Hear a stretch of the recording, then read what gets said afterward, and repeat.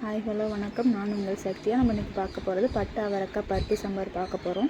அதுக்காக ஒரு டம்ளர் பருப்பு எடுத்து அதை நல்லா கழுவிட்டு அதில் 2 தக்காளி, கொஞ்சம் ஜீரகம், கொஞ்சம் மஞ்சத்தூள், கொஞ்சம் விளக்கெண்ணெய். விளக்கெண்ணெய் எதுக்காகனா பருப்பு நல்லா வேகிறதுக்காக கொஞ்சம் விளக்கெண்ணெய் ஊற்றிக்கிறோம். புளி கொஞ்சம் ஊற வச்சு எடுத்து வச்சுட்டு பருப்பு வெந்துருச்சு அதையும் எடுத்துகிட்டு வச்சுட்டு அதுக்கப்புறம் பட்டை அவரைக்காய் கட் பண்ணிவிட்டு ஒரு வெங்காயம், 2 தக்காளி, ஒரு பச்சை மிளகாய் வெட்டிக்கணும்.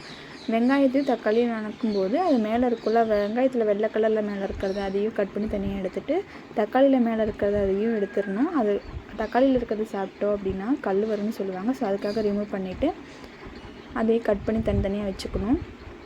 வச்சுட்டு ஒரு விசில் வந்துருச்சு. அதுக்காக பருப்பை எடுத்துகிட்டு இந்த பருப்பை நல்லா கடைஞ்சி தனியாக வச்சுக்கணும்.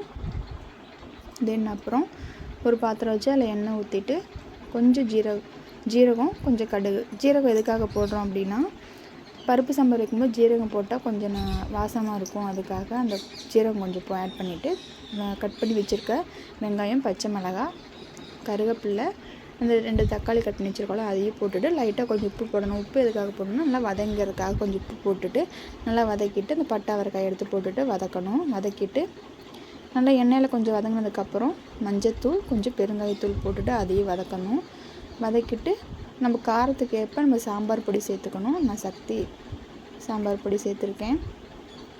அதையும் சேர்த்து நல்லா வதக்கிட்டு அந்த பருப்பு தண்ணி இருக்கு இல்லையா அதை எடுத்து நல்லா ஊற்றணும். பருப்பை கடைஞ்சி வச்சுருக்கோம் அதை எடுத்து ஊற்றிட்டு புளி கொஞ்சம் கரைச்சி அதில் நம்ம ஊற்றிக்கணும். ஊற்றிட்டு பருப்பு நல்லா சாம்பார் கொதித்து வரும்போது கொஞ்சோண்டு கொத்தமல்லி இலை போட்டுட்டு இறக்குனா சாம்பார் ரெடி ஆயிடுச்சு. பிடிச்சிருந்தால் லைக் பண்ணுங்கள், ஷேர் பண்ணுங்கள், கமெண்ட் பண்ணுங்கள். தேங்க்யூ.